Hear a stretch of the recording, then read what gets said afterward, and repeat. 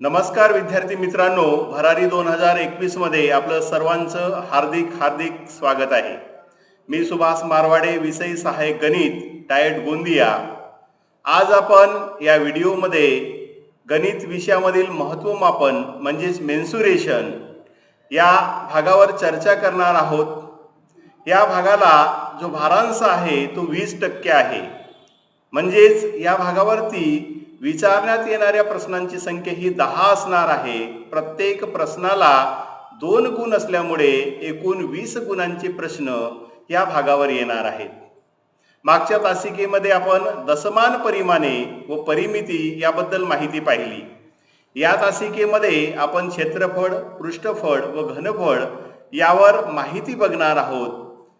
सर्वप्रथम मी तुम्हाला हे सांगू इच्छितो की या भागावर येणारे जे प्रश्न बघता मुलांना सर्वात कमी मार्क आलेले दिसतात किंवा जे कठीण भाग असतो स्कॉलरशिपमध्ये तर तो महत्त्वमापन हाच भाग असतो. याचं कारण काय तर आपल्याला एक गोष्ट लक्षात येते की मुलं उदाहरणं सोडवत असताना त्यांना क्षेत्रफळाची, पृष्ठफळाची किंवा घनफळ याची सूत्र आठवत नाही आणि त्यामुळे मुले अशी उदाहरणे सोडवू शकत नाही आणि त्यामुळे सूत्रनिर्मिती कशी होते हे बघणं सर्वात महत्त्वाचं असते. या भागावरती आकडेमोड करत असताना आकडेमोडीमध्ये फारशा चुका होताना दिसत नाही, परंतु सूत्र माहीत नसल्यामुळे विद्यार्थी असे उदाहरणं सोडवत नाही आणि असे उदाहरणं त्यांना सोडवता यावेत आणि त्यामुळेच क्षेत्रफळाचं असू द्या, पृष्ठफळाचं किंवा घनफळाचं सूत्र कसे निर्माण होतात ते आपण सर्वप्रथम समजून घेऊया. कारण काहींनी म्हटलेलं आहे की जेव्हा आपण ऐकतो ते विसरतो, जे आपण पाहतो ते आठवतो आणि जे आपण करतो ते आपण समजून घेतो.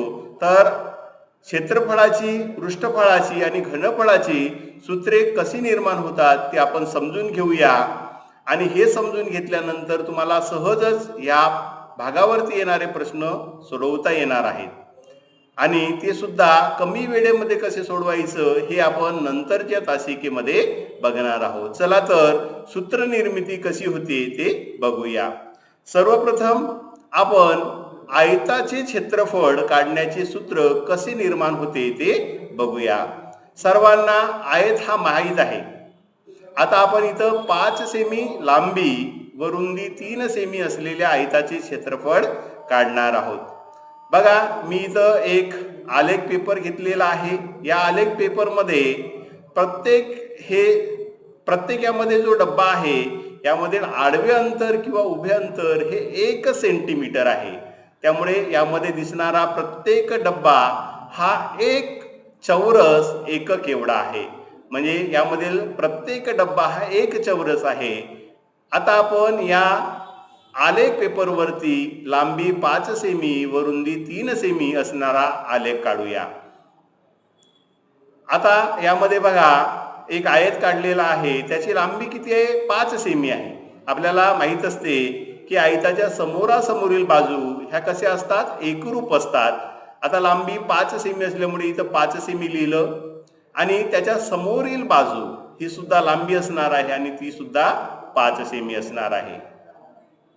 बाजूची जी आयताची जी बाजू आहे रुंदी ही 3 सेमी आहे आणि त्यामुळे बाजूची ही जी बाजू दाखवलेली आहे 3 सेमी आहे. तिच्या समोरील बाजू ही सुद्धा रुंदी असणार आहे आणि ती सुद्धा 3 सेंटीमीटर असणार आहे. आता कोणत्याही आकृतीचे क्षेत्रफळ म्हणजे काय तर त्या आकृतीमध्ये किती चौरस मावतात हे सांगणे म्हणजे त्या आकृतीचे क्षेत्रफळ होय.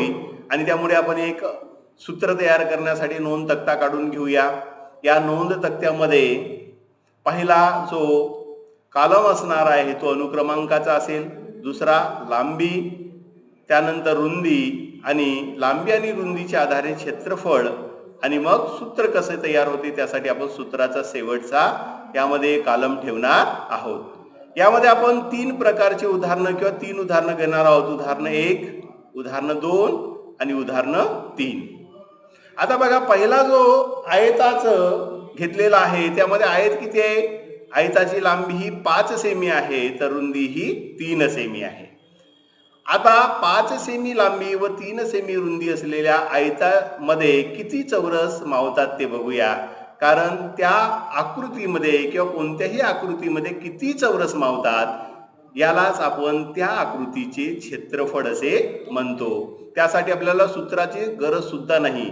बघा 1 2 3 4 5 6 7 8 9 10 11 12 13 14 15 5 सेमी लांबी व 3 सेमी रुंदी असलेल्या आयतामध्ये 15 चौरस मावतात आणि त्यामुळे या आयताचे क्षेत्रफळ 15 चौरस सेंटीमीटर एवढे आहे. कारण 15 चौरस मावतात आणि हे कशात दिलेलं आहे? सेंटीमीटर मध्ये. आणि त्यामुळे याचे क्षेत्रफळ किती असणार आहे? 15 चौरस सेंटीमीटर आहे. म्हणजे यासाठी आपल्याला सूत्राची गरज पडली का? नाही. तर आपण काय केलं? 5 सेंटीमीटर आहे तर इथं 5 डब्बे पाडले किंवा एका आलेखामध्ये घेतलं. दुसराच असा एक उदाहरण घेऊया पुन्हा. आता दुसऱ्या उदाहरणामध्ये लांबी 4 सेमी व रुंदी 2 सेमी असलेल्या आयताचे क्षेत्रफळ काढा असं म्हटलेलं आहे. त्यामुळे असा आपण आयत काढून घेऊया. आता या आयतामध्ये लांबी किती आहे? 4 सेमी आणि त्यामुळे समोरासमोरील बाजू एकरूप असतात. इकडे 4 सेमी त्याच्यामुळे समोरासमोरील दुसरी बाजू ही 4 सेमी असणार आहे. त्यानंतर रुंदी किती आहे? 2 सेमी. त्याच्यामुळे वरची बाजू 2 सेमी असेल आणि तिच्या समोरासमोर म्हणजे खालची बाजू ही सुद्धा 2 सेमी असेल. आता 4 सेमी लांबी व 2 सेमी रुंदी असलेल्या आयतामध्ये किती चौरस मावतात? कारण प्रत्येक डब्बा हा एक चौरस आहे. म्हणून 1 2 3 4 5 6 7 8 म्हणजे या आयतामध्ये 8 चौरस मावतात आणि त्यामुळे या आकृतीचे क्षेत्रफळ हे 8 चौरस सेमी एवढे असेल. म्हणजे लांबी किती आहे याची? 4 सेमी. रुंदी किती आहे?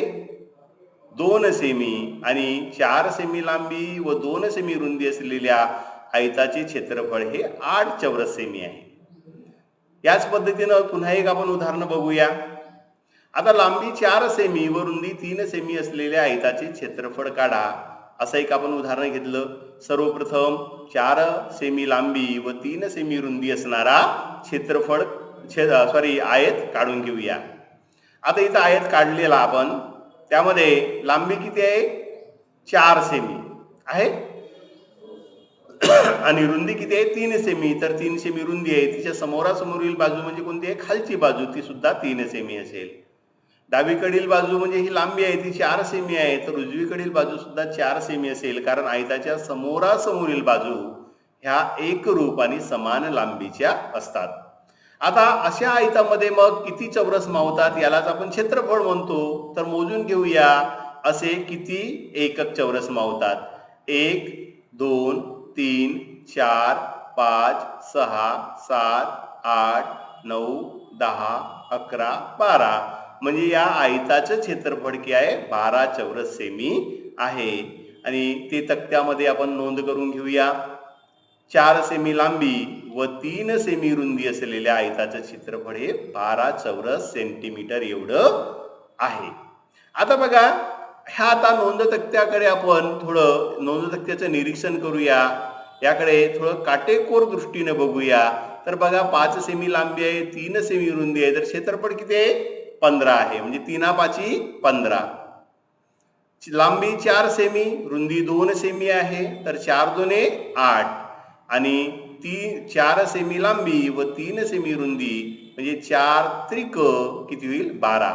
म्हणजे आपल्याला तिन्ही उदाहरणामध्ये एक गोष्ट लक्षात येत आहे की काय केलेलं आहे? लांबी गुणिला रुंदी बरोबर क्षेत्रफळ आलेलं आहे. आणि असेच आपण अनेक उदाहरणं जरी सोडवलं तरी आपल्याला हेच दिसून येते. आणि त्यामुळे आपल्याला सर्वसाधारण असा निष्कर्ष काढता येतो की आयताचे क्षेत्रफळ बरोबर काय असते? मग लांबी गुणिले रुंदी. तर अशा पद्धतीनं आपल्याला आयताचे क्षेत्रफळ काढता येतं. ते आपण समजून घेऊया. सूत्र पाठांतर करण्यापूर्वी ते सूत्र कसं येतं हे समजणं महत्वाचं असते. एखादी गोष्ट समजून नंतर आपण पाठांतर केलं तर ते आपल्याला चिरकाळ टिकणार असते. आणि त्यासाठी तुम्हाला यावर आधारित अनेक उदाहरणं सुद्धा बघावी लागतील. आपण सोपी सोपी उदाहरणं बघितली आणि त्या आधारे आयताच्या क्षेत्रफळाचे सूत्र तयार केलं. अशाच पद्धतीनं आता आपण त्रिकोणाच्या क्षेत्रफळाचं कसं सूत्र तयार होते ते बघूया. तर त्रिकोणाचे क्षेत्रफळ आता हे काढण्यासाठी आपण याआधी काय घेतलेलं आहे, आयताचं क्षेत्रफळ घेतलेलं आहे. तर मग आपण आयताच्या क्षेत्रफळावरून त्रिकोणाच्या क्षेत्रफळाचे सूत्र कसे तयार करतात ते बघूया. तर मित्रांनो, त्यासाठी आपल्याला काय घ्यावं लागणार आहे, एक आयताचं किंवा एक आयत घ्यावा लागणार आहे. त्या आयताला आपण नाव देऊया. त्या आयताला आपण नाव दिलं ABCD. तर आयत ABCD आपण इथं काढलेला आहे. या आयतामध्ये AB काय होणार आहे, AB आणि DC ह्या समोरासमोरील बाजू आहेत आणि लांब बाजू असल्यामुळे त्यांना आपण लांबी असे म्हणतो. तर AD हे AD आणि इकडे बघा BC ह्या दोन्ही बाजू आखूड आहेत आणि त्यामुळे यांना आपण रुंदी असे म्हणतो. तर आपण आयताची लांबी आणि रुंदी पाहिलं. आता आपल्याला आयताला कर्ण सुद्धा असतात आणि कर्ण कोणते आहेत, तर AC आणि DB किंवा BD. आणि कर्णावरून म्हणजे BD हा कर्ण आहे, ह्या कर्णावरून जर मी आयताला कापलं तर आपल्याला इथं दोन त्रिकोण निर्माण झालेले दिसतात. आणि हे दोन्ही त्रिकोण कसे असतात, कारण आयताचे कर्ण हे दुभागतात आणि दुभागतात म्हणजे काय, दोन समान भाग करतात. त्याच्यामुळे इथं हे दोन्ही निर्माण झालेले त्रिकोण म्हणजे कोणते त्रिकोण निर्माण झालं, DAB आणि DCB हे दोन्ही त्रिकोण निर्माण झाले. हे एकरूप त्रिकोण आहेत किंवा समान क्षेत्रफळाचे त्रिकोण आहेत. त्यामुळे त्रिकोणाचे क्षेत्रफळ आता हे काय असणार आहे, ह्या आयताच्या निम्मे असणार आहे. आणि त्यामुळे निम्मे किंवा 1/2 गुणिला काय असणार आहे, आयताचं क्षेत्रफळ. बरोबर. आता बघा एक गोष्ट पुन्हा मी तुम्हाला करून दाखवतो थोडं. आता पहा, त्रिकोण आहे, याला कापलं आणि आपण तंतोतंत जोडून घेण्याचा प्रयत्न करू. बघा तर कसं दिसेल, या पद्धतीने दिसेल. तंतोतंत जर आपण याच्यावर जोडून बघितलं तर आपल्या लक्षात एक गोष्ट येते की दोन्ही त्रिकोण एकामेकावर तंतोतंत बसतात आणि म्हणजे दोन्ही त्रिकोण हे एकरूप त्रिकोण आहेत. आणि त्यामुळे मग आता 1/2 गुणिला आयताच्या क्षेत्रफळाचं सूत्र आत्ताच आपण पाहिलेलं आहे आणि ते काय आहे, लांबी गुणिला रुंदी. तर आपण लिहून घेऊ, लांबी गुणिला रुंदी बरोबर. आता 1/2 गुणिला किंवा 1/2 इंटू लांबी. बघा ही लांबी आहे पण त्रिकोणाला लांबी असते का, नाही. मग त्रिकोणाला याला काय म्हणतो आपण, तर त्रिकोणामध्ये हे खालची, जसं एखादी इमारत असेल तर खालचा जो पृष्ठ तो त्याला पाया म्हणतो आपण. तर हे त्रिकोणाचा काय आहे, पाया आहे. तर लांबीचं कशात रूपांतर झालं, पायामध्ये. गुणिला ही जी आयतामध्ये रुंदी होती ती आत्ता मात्र त्रिकोणामध्ये काय झालेली आहे, उंची झालेली आहे. त्याच्यामुळे रुंदीच्या जागी आपण काय लिहूया, उंची. म्हणजे त्रिकोणाच्या क्षेत्रफळाचे सूत्र कसे तयार झाले, आयतावरून तयार झालेले आहे. आणि त्रिकोणाचे क्षेत्रफळ बरोबर मग काय आलेलं आहे, 1/2 गुणिला पाया गुणिले उंची किंवा 1/2 बेस इंटू हाईट. पाया म्हणजे बेस आणि उंची म्हणजे हाईट. तर अशा पद्धतीनं आपण त्रिकोणाच्या क्षेत्रफळाचं सूत्र कसं काढतात ते पाहिलेलं आहे. त्यानंतर आपण समांतरभुज चौकोनाच्या क्षेत्रफळ म्हणजे एरिया ऑफ पॅरलेलोग्राम, याला आपण इंग्रजीमध्ये काय म्हणतो, एरिया पॅरलेलोग्राम. आणि ते कसं काढतात, हे सूत्र कसं निर्माण झालेलं आहे ते आपण बघूया. त्यासाठी आपण पुन्हा आयताच्या क्षेत्रफळावरूनच म्हणजे आयताचा वापर करून समांतरभुज चौकोनाच्या क्षेत्रफळाचं सूत्र निर्माण करण्याचा प्रयत्न करूया. त्यासाठी मी एक समांतरभुज आकाराचा कागद घेतलेला आहे आणि ह्या समांतरभुज चौकोनाला आपण नाव देऊया. याला नाव दिलं PQRS. तर PQRS हा आपल्याला समांतरभुज चौकोन यामध्ये दिसत आहे. आता ह्या समांतरभुज चौकोनामध्ये PQ हे काय झालं, पाया झालं, खालचं आहे त्याच्यामुळे त्याला पाया असे म्हणतात. मग उंची कुठं आहे याची, तर उंची काढण्यासाठी आपल्याला R या शिरोबिंदूवरून किंवा R हा व्हर्टायसेस आहे, ह्या व्हर्टायसेस वरून आपल्याला PQ वरती लंब काढावा लागणार आहे किंवा परपेंडिक्युलर काढावा लागणार आहे. तर आर वरून जर आपण शिरोलंब काढलं तर हा शिरोलंब PQ ला टी मध्ये इथं छेदतो आणि RT हा काय झालेला आहे, शिरोलंब झालेला आहे. इट इज द परपेंडिक्युलर आणि यालाच समांतरभुज चौकोन किंवा पॅरलेलोग्रामची उंची असे म्हणतात. आता पाया आणि उंची भेटलेला आहे, तुम्हाला माहित आहे. आता यावरून म्हणजे उंचीवरून जर का मी कैचीने याला इथून कापलं आणि हा भाग कुठे मिळू शकतो, थोडं लक्ष द्या आणि प्रयत्न करा बरं कुठे मिळू शकतो. तर तुमच्या लक्षात येईल ही जी बाजू आहे ही खाली आहे, यामध्ये जर मी जुळवलं तर बघा हा भाग जुळल्यानंतर असा तंतोतंत एक आयताचा आकार बनतो आहे. इट्स फॉर्म अ रेक्टँगल्स आणि त्याच्यामुळे आता ह्या समांतरभुज चौकोनावरून आयत बनलेला आहे, त्याच्यामुळे समांतरभुज चौकोनाचे क्षेत्रफळ बरोबर काय असणार आहे, आयताचे क्षेत्रफळ असणार आहे. आणि यामध्ये हा जर आयत झाला असेल तर आता इथं पाया राहणार नाही. या बाजूला आपण जी लांब बाजू असते त्या आयताची लांबी असे म्हणतो, तर जी आखूड बाजू असते आयताची तिला रुंदी असे म्हणतो, मीन्स लेंथ अँड ब्रीथ. आणि यामध्ये एक गोष्ट आपल्या लक्षात येत आहे, कोणती गोष्ट लक्षात येत आहे की आयतापासून समांतरभुज चौकोनापासून आयत निर्माण झालेला आहे आणि म्हणून समांतरभुज चौकोनाचे क्षेत्रफळ बरोबर आयताचे क्षेत्रफळ बरोबर. आता आयताचे क्षेत्रफळ बरोबर काय असते, लांबी गुणिले रुंदी, मीन्स लेंथ इंटू ब्रीथ.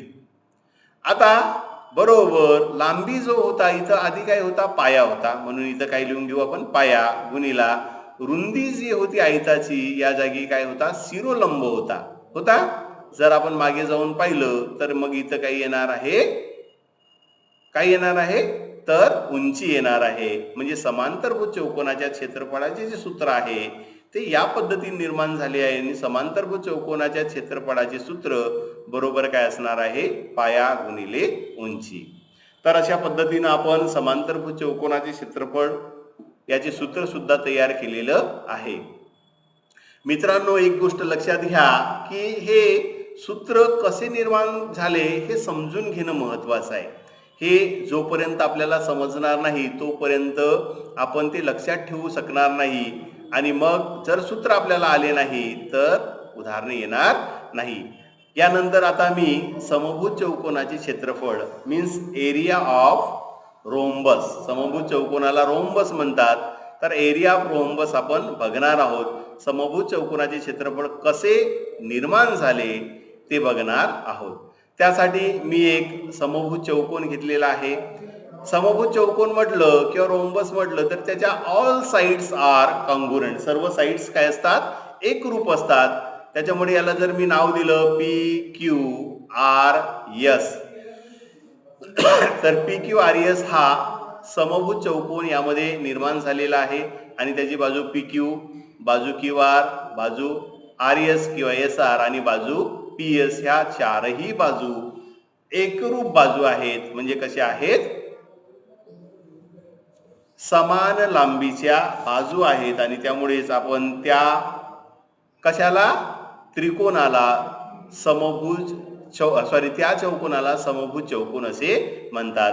यामध्ये आता मी कर्ण काढत आहे, तर हा जो उभा PR दिसतो हा एक कर्ण आहे समभुज चौकोनाचा, तर QS हा दुसरा कर्ण आहे आणि त्यामुळे यांना जर मी नाव दिलं आणि हे दोन्ही कर्ण एकमेकांना T बिंदूमध्ये छेदतात.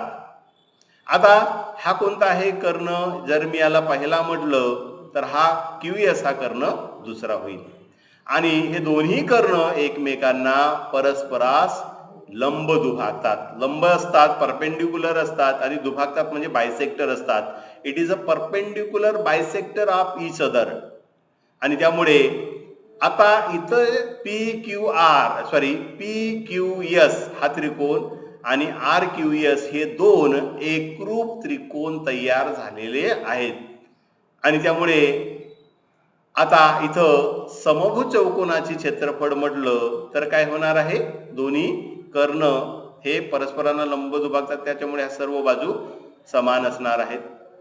आणि QS वरून जर कापलं तर मग आपल्या लक्षात येते की हे दोन्ही त्रिकोण जे आहेत ते समान, म्हणून समभुज चौकोनाचे क्षेत्रफळ बरोबर 2 गुणिला त्रिकोणाचे क्षेत्रफळ बरोबर. आता हे त्रिकोण आहे, मी एकमेकावर जुळवलं तर तंतोतंत जुळतात. मात्र इथं कर्ण जो एक होता, आता हा काय झालेला आहे, त्या पूर्ण कर्णाच्या अर्ध झालं, त्याच्यामुळे कर्ण 1/2 असं हे होईल. म्हणजे याला आपण ह्या त्रिकोणाची उंची असे म्हणू, तर पाया कोणता असणार आहे, QS. म्हणून बरोबर 1/2 गुणिला त्रिकोणाचे क्षेत्रफळ बरोबर काय असते, 1/2 गुणिला पाया गुणिला उंची, किंवा 1/2 इंटू बेस इंटू हाईट. आता इथं 2 गुणिला 1/2 आहे, तर 2 कॅन्सल होणार, म्हणून बरोबर काय येणार, पाया गुणिला उंची. परंतु पाया बघा, इथं बेस काय आहे, पाया ज्याला आपण मराठीमध्ये म्हणतो किंवा इंग्रजीमध्ये बेस म्हणतो, तर हा QS आहे. आणि हा QS म्हणजेच काय, कर्ण 2 आहे. त्याच्यामुळे कर्ण 2 गुणिले उंची, आणि उंची काय आहे, PT. आणि हे PT काय, कर्ण 1/2 किंवा कर्ण 1/2, आणि त्यामुळे कर्ण 1/2 लिहून घेऊ. आणि हा जो कर्ण 1/2 आहे, तर यामधला 1/2 हा काय येणार आहे बाहेर, म्हणजे 1/2 गुणिला कर्ण 2 गुणिला कर्ण 1 बरोबर 1/2 गुणिला, आता कर्ण 2 लिहा किंवा कर्ण 1 लिहा, A इंटू बी लिहा किंवा B इंटू A लिहा, तर एकच होतो. आणि म्हणून आपण लिहू कर्ण 1 गुणिला कर्ण 2 बरोबर 1/2 बरोबर दोन्ही कर्णाचा गुणाकार. म्हणजे समभुज चौकोनाच्या क्षेत्रफळाचे जे सूत्र निर्माण झालेले आहे ते काय आहे, 1/2 गुणिला दोन्ही कर्णाच्या गुणाकार, किंवा area of rhombus is equal to 1/2 into product of diagonals. तर अशा पद्धतीनं आपण कशा समभुज चौकोनाचे सूत्र किंवा समभुज चौकोनाच्या क्षेत्रफळाचे सूत्र काढलेले आहे. आता एक मजेची गोष्ट आहे, तुम्ही मला सांगू शकाल का, एखादा तुम्हाला पतंगाच्या किंवा पतंगाकृती चौकोनाचे क्षेत्रफळ काढा असा जर प्रश्न आला तर तुम्ही काढू शकाल काय? तुम्ही आतापर्यंत पतंगाकृती चौकोनाचे क्षेत्रफळ काढण्याचे सूत्र पाहिलं काय? पाहिलं असेल तर चॅटमध्ये येस म्हणायचं आहे. पाहिलं का तुम्ही? नाही पाहिलं तर मग आता आपण बघूया की याच पद्धतीनं जर समभुज चौकोनाच्या क्षेत्रफळाचे सूत्र जसं बनवलं त्याच पद्धतीनं पतंगाकृती चौकोनाच्या क्षेत्रफळाचे सूत्र आपण तयार करण्याचा प्रयत्न करूया. बघा मुलांनो, मी इथं पतंगाची आकृती काढलेली आहे आणि इथं तुम्हाला दिसत आहे की त्रिकोणाच्या क्षेत्रफळावरून पतंगाकृती चौकोनाचे क्षेत्रफळाचे सूत्र तयार करणे. तर यासाठी आपण ह्या जो पतंग आहे या पतंगाला नाव देऊया ABCD. म्हणजे ABCD नावाचा मी एक पतंग काढलेला आहे, काईट काढलेली आहे. आणि ह्या पतंगाच्या लगतच्या ज्या दोन बाजू असतात, म्हणजे बाजू AB आणि बाजू AD ह्या एकरूप बाजू असतील, तर बाजू BC आणि बाजू DC ह्या सुद्धा एकरूप बाजू असतात. आणि त्यामुळे बघा, बाजू AD आणि बाजू AB ह्या एकरूप बाजू आहेत किंवा एकरूप बाजूची जोडी आहे. तर बाजू DC आणि बाजू BC ह्या एकरूप बाजूची दुसरी जोडी आहे. आता मी याचे कर्ण काढत आहे, तर पहिला कर्ण काढलेला आहे BD आणि दुसरा कर्ण कोणता आहे AC. आता हे दोन्ही कर्ण एकमेकांना परस्पर दुभागत नाही, फक्त एकच कर्ण दुसऱ्या कर्णाला दुभागतो. म्हणजे कर्ण AC हा कर्ण BD ला बिंदू E मध्ये काय करतो, दुभागतो. लंब मात्र चारही एकामेकाला असतात आणि त्यामुळे BD हा कर्ण एक आहे, तर हा कर्ण दुसरा आहे. आणि यामध्ये ADC हा एक त्रिकोण आणि ABC हा दुसरे जो त्रिकोण आहे, हे दोन्ही त्रिकोण एकमेकाला एकरूप त्रिकोण निर्माण झालेले आहेत. आणि त्यामुळे ह्या कर्णाचे समान दोन रेषाखंडामध्ये रूपांतर झालेलं आहे. आता यामध्ये पतंगाच्या किंवा पतंगाकृती चौकोनाच्या क्षेत्रफळाचे सूत्र तयार करायचे असेल तर मगासारखंच कसं आहे, पतंग हा कशाच्या दुप्पट आहे. जर AC वरून तुम्ही कापलं याला, तर AC वरून कापल्यानंतर तुम्हाला असं लक्षात येईल की ADC आणि त्रिकोण ABC हे दोन समान क्षेत्रफळाचे किंवा काँगुरंट एकरूप त्रिकोण तयार झालेले असतील. आणि त्यामुळे पतंगाकृती चौकोनाचे क्षेत्रफळ बरोबर 2 गुणिले त्रिकोणाचे क्षेत्रफळ. बरोबर. आता जर मी हा जो त्रिकोण होता याला याच्यावर जुळवलो तर आपल्याला एकच त्रिकोण दिसतो. यावरून असं लक्षात येतात की हे दोन्ही त्रिकोण म्हणजे खाली तयार झालेला एक त्रिकोण आणि वर त्रिकोण म्हणजे ADC हा दुसरा त्रिकोण तयार झालेला आहे. तर हे दोन्ही त्रिकोण कसे होते, काँग्रुएंट होते. यामध्ये बघा आता हा कर्ण 1 आहे, हा काय झालेला अर्धा झालेला आहे, त्याच्यामुळे कर्ण 1/2 असं आपण यामध्ये लिहिणार आहोत. आता बरोबर 2 गुणिला त्रिकोणाच्या क्षेत्रफळाचे सूत्र काय, what is the area of triangle? The area of triangle is equal to 1/2 base into height, किंवा मराठीमध्ये लिहायचं असेल तर 1/2 गुणिला पाया गुणिले उंची. आता 2 इथे कॅन्सल झालं तर बरोबर काय येईल, पाया गुणिले उंची. परंतु हा त्रिकोणामध्ये पाया बघा कोणता आहे, पाया पाया काय आहे, AC हा पाया आहे आणि AC ला काय नाव दिलेलं आहे, कर्ण 2 असे नाव दिलेलं आहे. म्हणून कर्ण 2 गुणिले आणि उंची बघा तर याची उंची कोणती आहे, DE ही उंची आहे. आणि या उंचीला आपण कर्ण 1 चा अर्धा म्हणजे कर्ण 1/2 असे लिहितो. त्यामुळे उंचीच्या जागी कर्ण 1/2. तर अशा पद्धतीनं जर मी 1/2 समोर आणलं तर काय होईल, कर्ण 2 गुणिला कर्ण 1 बरोबर 1/2 गुणिला पुन्हा कर्ण 2 गुणिला कर्ण 1 लिहा किंवा कर्ण 1 गुणिला कर्ण 2 लिहा. तर काही फरक दिसतो का, नाही, कारण गुणाकारामध्ये क्रमबद्धता हा गुणधर्म असतो. आणि म्हणून 1/2 गुणिला कर्ण 1 गुणिला कर्ण 2 म्हणजे काय, दोन्ही कर्णाचा गुणाकार. म्हणून 1/2 गुणिला दोन्ही कर्णाचा गुणाकार. समभुज चौकोनाचे आपण सूत्र पाहिलेले होते, ते सूत्र सुद्धा आपल्याला तेच होते. म्हणजे समभुज चौकोनाचे क्षेत्र आणि पतंगाच्या किंवा पतंगाकृती चौकोनाच्या क्षेत्रफळाचे सूत्र हे एकच आहे. आणि म्हणूनच आपल्याला पुस्तकामध्ये किंवा क्रमिक अभ्यासक्रमामध्ये पतंगाकृती चौकोनाचे क्षेत्रफळाचे सूत्र दिलेले आढळत नाही. तर ते काय असते, 1/2 इंटू प्रोडक्ट ऑफ डायगोनल्स किंवा 1/2 गुणिला दोन्ही कर्णाचा गुणाकार. तर अशा पद्धतीने आपण आतापर्यंत आयताचे क्षेत्रफळ, त्रिकोणाचे क्षेत्रफळ, समांतरभुज चौकोनाचे क्षेत्रफळ, समभुज चौकोनाचे क्षेत्रफळ आणि आयताचे क्षेत्रफळ कसे काढतात ते समजून घेतलो. आणि हे चिरकाळ लक्षात राहण्यासाठी तुम्हाला मात्र आधी समजून घ्यायचं आहे आणि नंतर काय करायचं आहे, त्याचा अभ्यास करायचा आहे. अभ्यास केल्यानंतरच किंवा सराव केल्यानंतरच हे सूत्र तुम्हाला कधीही विसरणार नाही. हे सूत्र कसे आले हे समजून घ्यायचं. जर तुम्हाला आत्ता समजलं परंतु जर पुन्हा जेव्हा तुम्ही प्रयत्न कराल तेव्हा तुम्हाला लक्षात येत नसेल तर तुम्ही हा व्हिडिओ पुन्हा बघा आणि ह्या चौकोनांचे क्षेत्रफळ किंवा त्रिकोणांचे क्षेत्रफळ कसे निर्माण झालेले आहे हे सरांनी कसं सांगितलं ते बघून घ्यायचं आहे. आता आपण पृष्ठफळावर थोडं बघणार आहोत.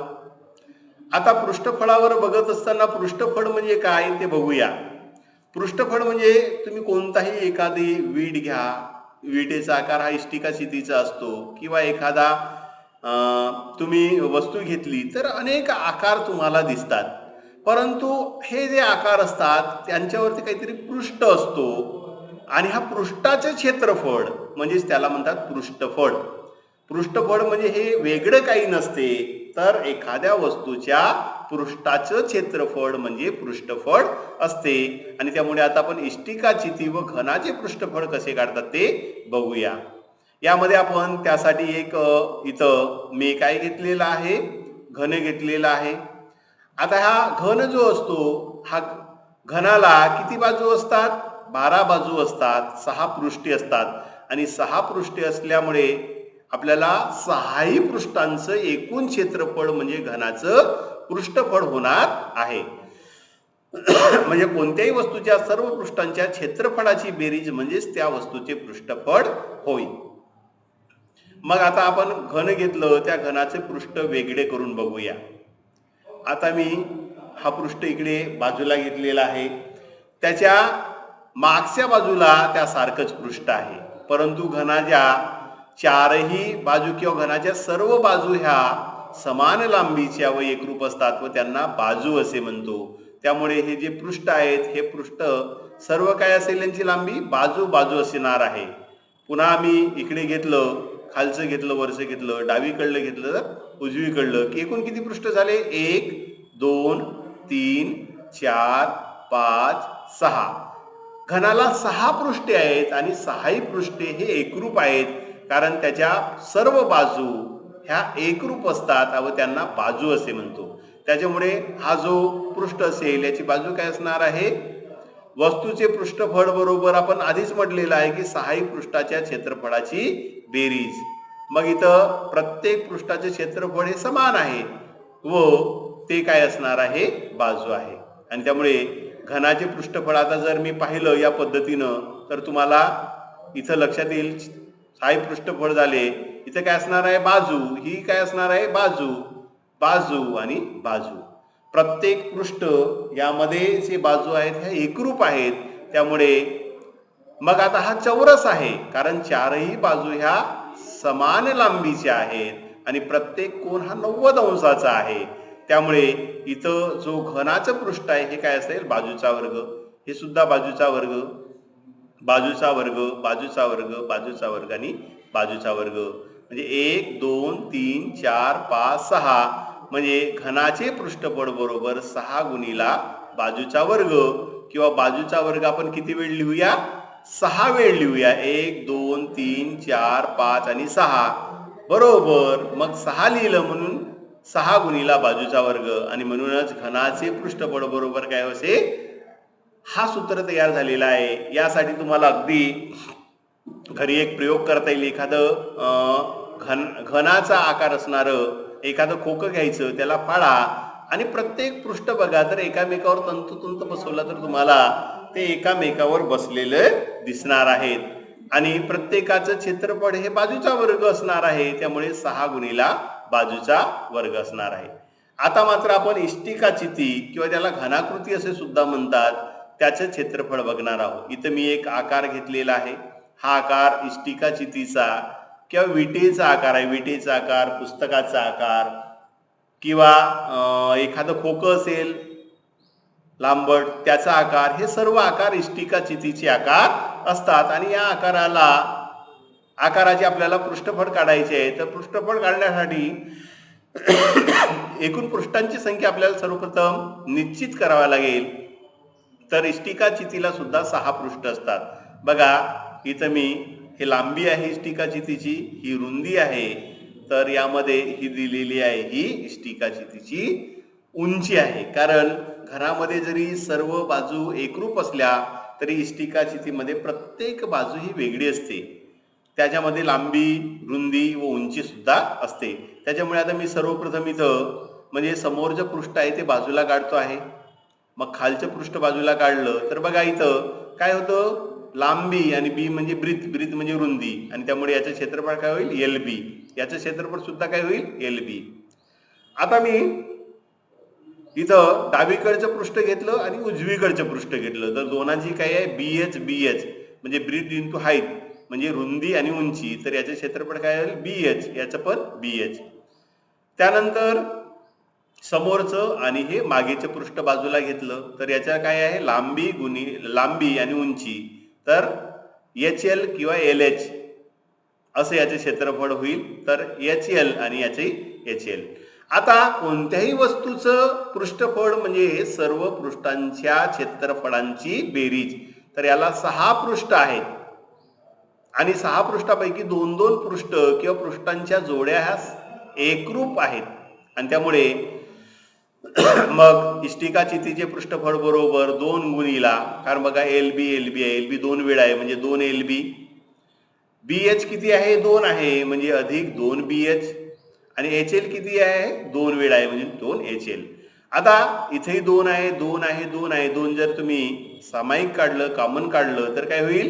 LB अधिक BH अधिक HL. तर अशा पद्धतीनं तुम्हाला इष्टिकाचितीला आपण क्युबाइड असे म्हणतो, तर घनाला क्यूब असे म्हणतो.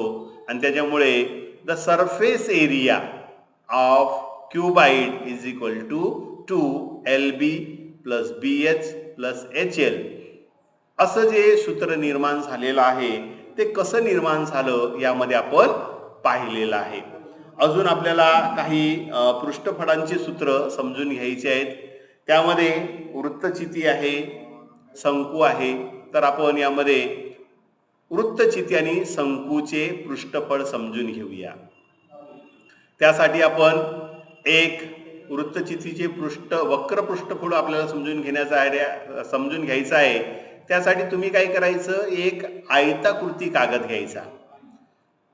बघा, ह्या आयताकृती कागदाची लांबी काय आहे L घेतली, तर रुंदी काय घेतली आपण B घेतली. आणि ह्या आयताकृती कागदाला जर तुम्ही मोडलं तर तुम्हाला या पद्धतीचा आकार दिसू लागेल. यामध्ये आपण काय केले, समोरासमोरील बाजू एकमेकाशी जुळवा.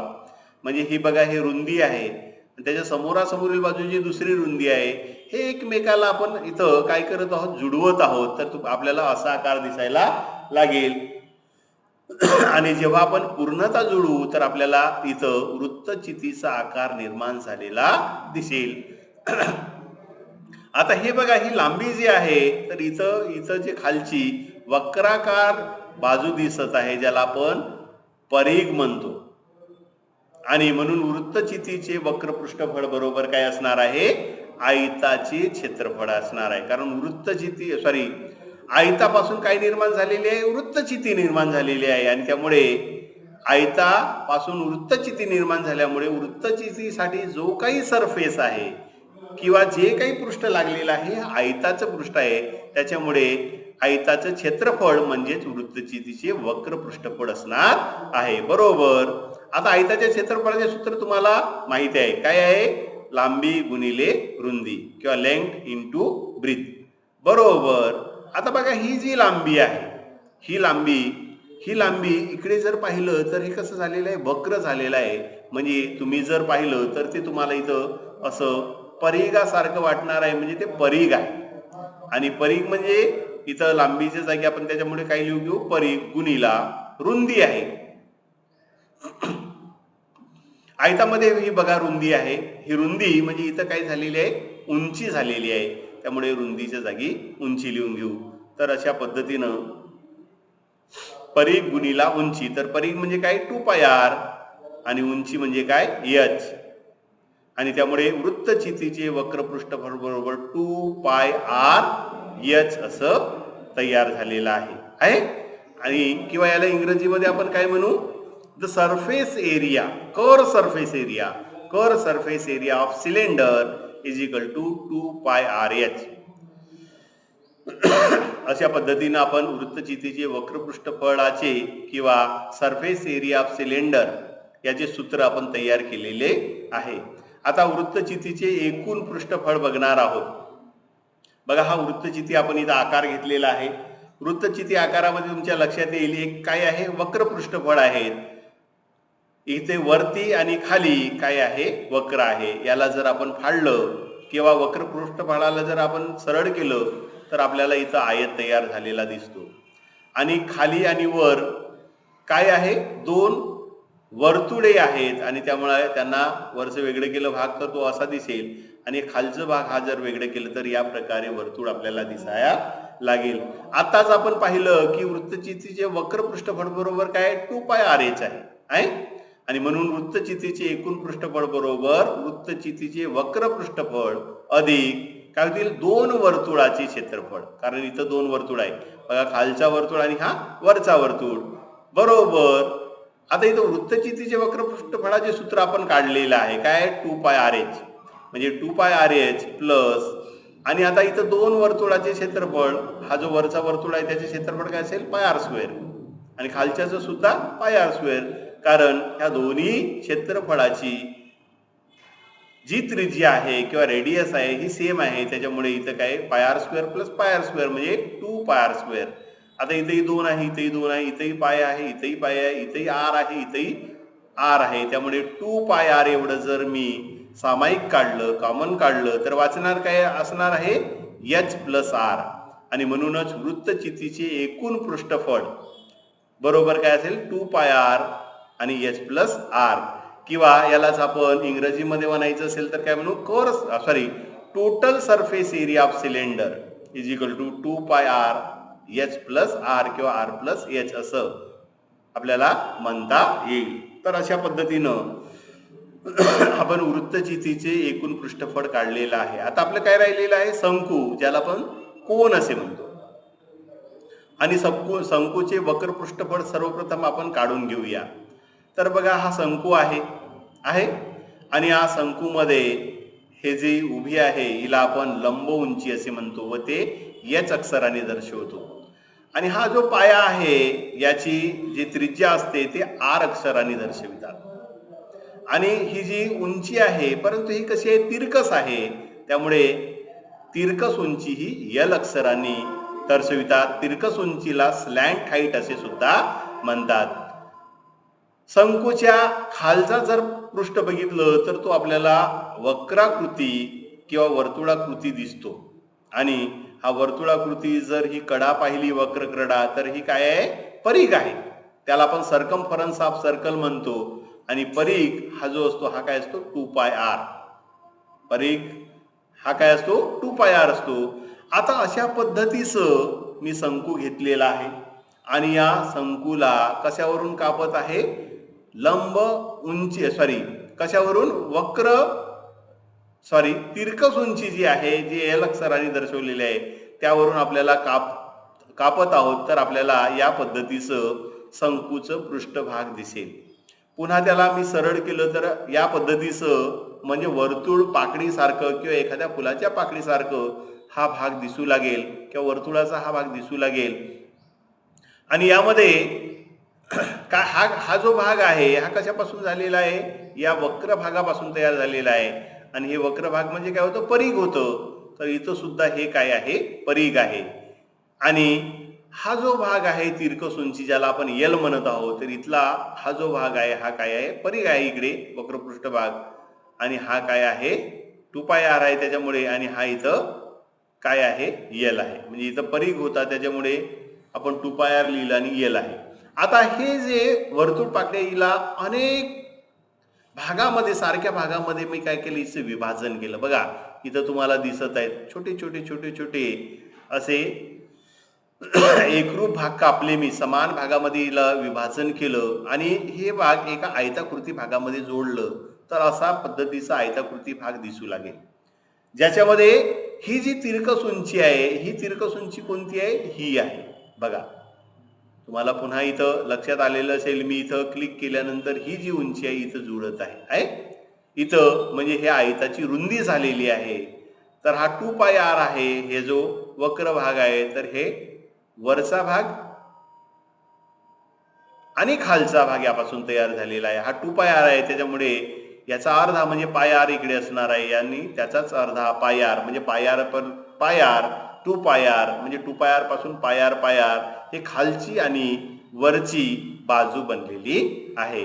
आता मला आयताच्या क्षेत्रफळाचे सूत्र माहित आहे आणि आयतापासून आयत जो तयार झालेला आहे हा कशापासून तयार झालेला आहे, शंकूपासून तयार झालेला आहे. आणि त्यामुळे शंकूचे वक्र पृष्ठफळ बरोबर काय असणार आहे, आयताचे क्षेत्रफळ. आयताचे क्षेत्रफळ आपल्याला माहित आहे काय, लांबी गुणिले रुंदी बरोबर. आता इथं लांबी काय आहे, यल आहे, लांबी काय आहे, आपण यल ही तिरकस उंची घेतलेली आहे. परंतु हा आयत बघा, इथं ह्या आयतामध्ये हे बघा, लांब जी बाजू आहे ही πr आहे आणि तिच्या समोरील बाजूला सुद्धा आपण लांबीच म्हणतो, म्हणजे लांबी काय आहे, πr आहे. तर रुंदी जी आहे हे रुंदी यल या अक्षराने दर्शवतो, त्याच्यामुळे इथं यल लिहिणार आहोत. आणि त्यामुळे शंकूचे वक्र पृष्ठफळ बरोबर काय असणार आहे, πr/l. तर अशा पद्धतीने शंकूच्या वक्र पृष्ठफळाचे सूत्र आपण तयार केलेलं आहे. शंकूचे वक्र पृष्ठफळ बरोबर πr/l. आपल्याला पुस्तकामध्ये हे सूत्र दिसते, आपण पाठांतर करतो, परंतु सूत्र कसं निर्माण झालं याकडे आपण कधी जात नाही. फक्त न समजता, विदाउट अंडरस्टँडिंग आपण काय करतो, ते पाठांतर करतो. आणि न समजता पाठ केलेली गोष्ट आपल्याला फार काळ आपल्या ज्ञानात राहत नाही, आपल्या लक्षात राहत नाही. म्हणून आधी समजून घ्यायचं, अंडरस्टँडिंग काय करायचं की ते कसं निर्माण झालं, आणि नंतरच ते तुम्हाला अनेक उदाहरणं सोडवल्यानंतर आपोआपच ते पाठ होत असतात सूत्रे. आणि म्हणून बघतो जे मुलं जास्त प्रॅक्टिस करतात त्यांना सूत्रे सुद्धा पाठ असतात, पाठांतर करण्याची गरज नसते. परंतु काही विद्यार्थी ही सूत्र पाठ करतात, उदाहरणं सोडवत नाही आणि त्यामुळे मग अशी पाठांतर केलेली सूत्रे त्यांना फार काळ लक्षात राहत नाही.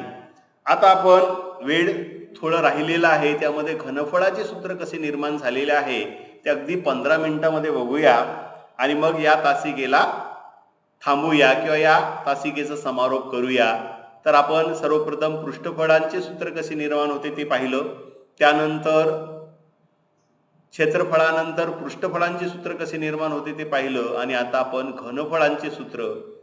घनफळ म्हणजे काय, तर मी एखादं तुम्हाला सांगेन की एखाद्या वस्तूमध्ये किती द्रव मावतो किंवा किती द्रव्य आहे हे सांगणे म्हणजे घनफळ होय. म्हणजे एखादी टाकी आहे आणि या टाकीमध्ये किती पाणी मावतो म्हणजेच त्या टाकीचं घनफळ होय.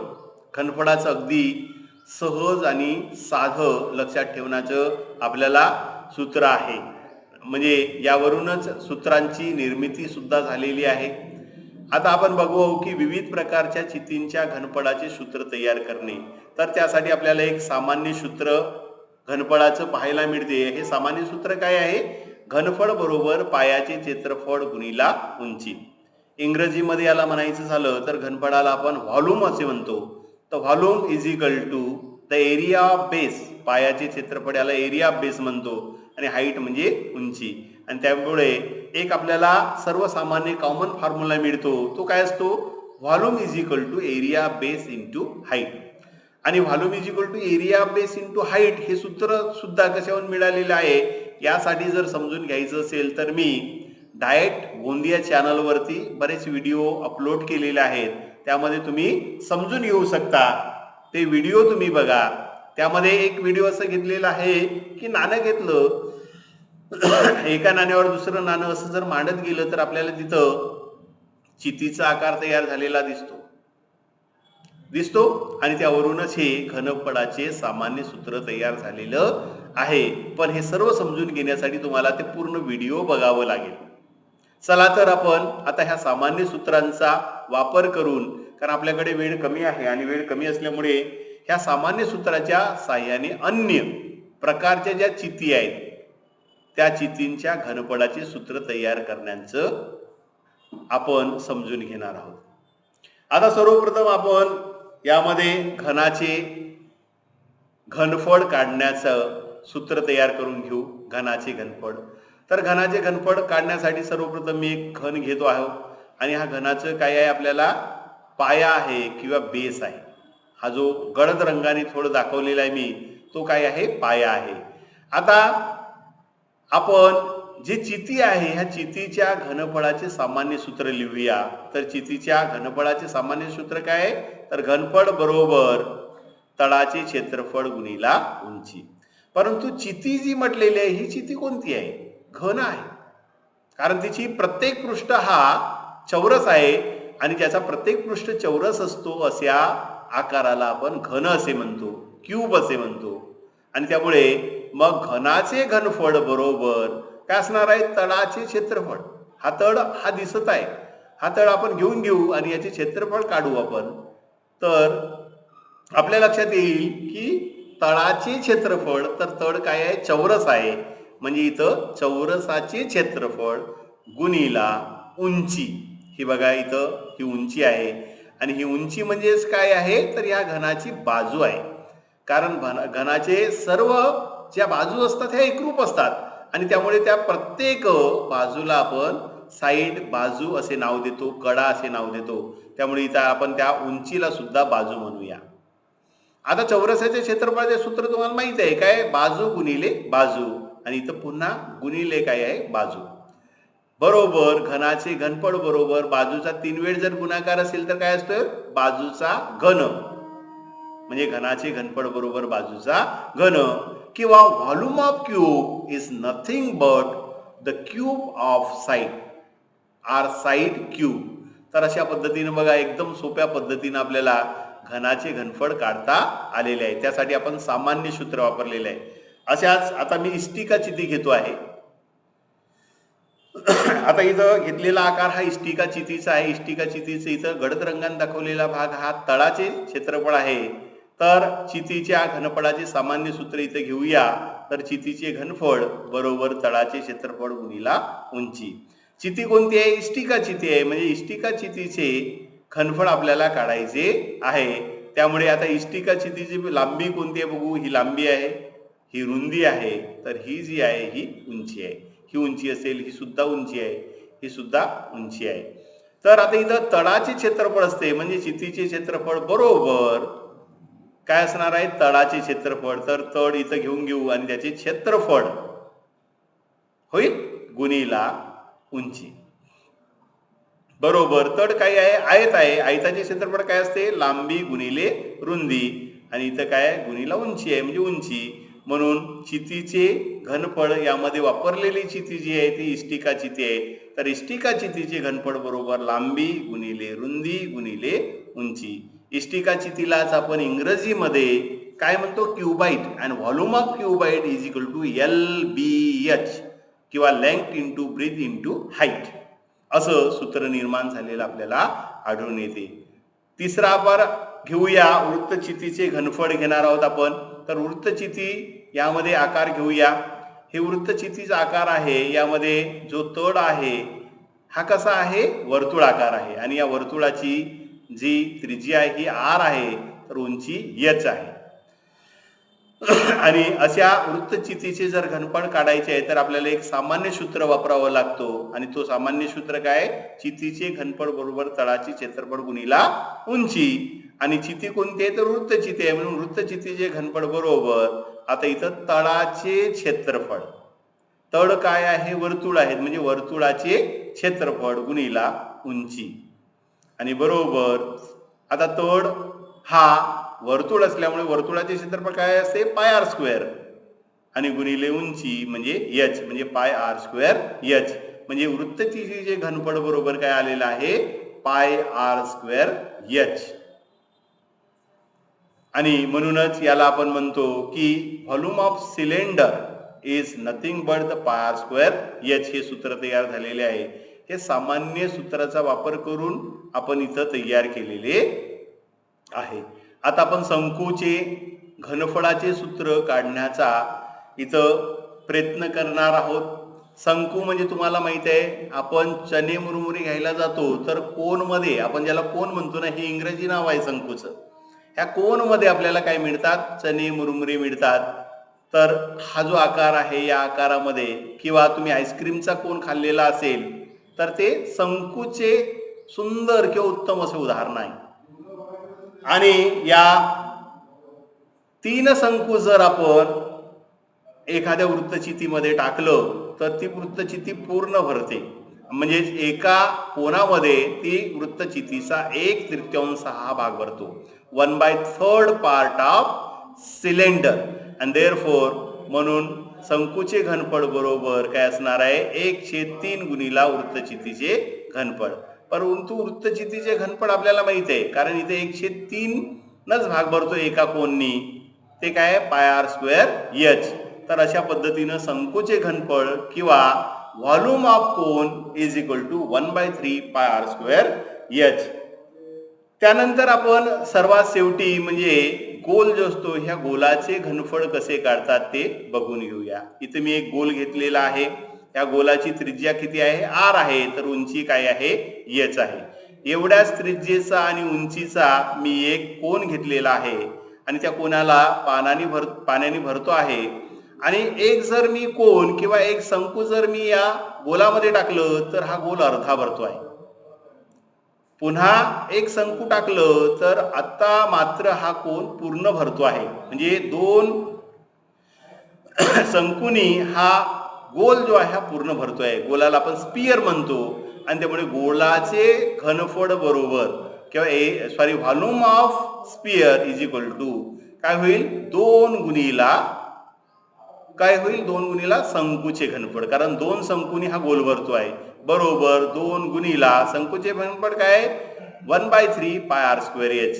आता इथं 2 × 1/3 केलं तर काय होईल? 2/3 आणि πr² आणि आता बघा हा जो h आहे ज्याला उंची आपण म्हटलेली आहे, कशाची उंची आहे, तर ही स्पियरची उंची आहे, म्हणजे गोलाची उंची आहे. हे काय आहे, व्यास आहे. आणि व्यास म्हणजे काय असतो, त्रिज्येच्या दुप्पट असतो. म्हणजे ही इकडे आर आहे, हा सुद्धा आर आहे, म्हणजे एच बरोबर काय असणार आहे, 2r असणार आहे. आणि त्यामुळे एचच्या जागी आपण काय घेऊ, 2r. आता 2 गुणिला 2 म्हणजे काय होईल, 4, म्हणजे 4/3 पाय आर क्यूब. तर अशा पद्धतीनं गोलाचं घनफळ बरोबर 4/3 पाय आर क्यूब आलेलं आहे. तर अशा पद्धतीनं आपण आज क्षेत्रफळ, विविध आकारांची क्षेत्रफळ, विविध चौकोनाचे क्षेत्रफळ कसे काढतात ते पाहिलं, पृष्ठफळांच्या सूत्र कसे निर्माण होतात ते आपण पाहिलं, आणि सर्वात शेवटी जे विविध आकार आहेत, त्रिमितीय आकार आहेत, ह्या त्रिमितीय आकारांचं ज्याचा आपण अभ्यास करतो आहोत आता, ह्या सर्वांचं घनफळांचे सूत्र कसे निर्माण होतात हे अगदी सोप्या पद्धतीनं समजवण्याचा मी प्रयत्न केलेला आहे. मला अपेक्षा आहे सर्वांना हे समजलं असेल एवढी मी अपेक्षा करतो. आणि यानंतर आपण हे उदाहरणं सराव करायचा आहे या सूत्रांचा, आणि सराव केल्यानंतर निश्चितच तुम्हाला यावर आधारित येणारे जे काही उदाहरणं आहेत हे वेळेच्या आतमध्ये छान पद्धतीनं आकडेमोड करून सोडवता येणार आहे. तर चला, तर धन्यवाद. आपण या व्हिडिओ पाहिल्याबद्दल मी तो थांबतो आहे. नमस्कार.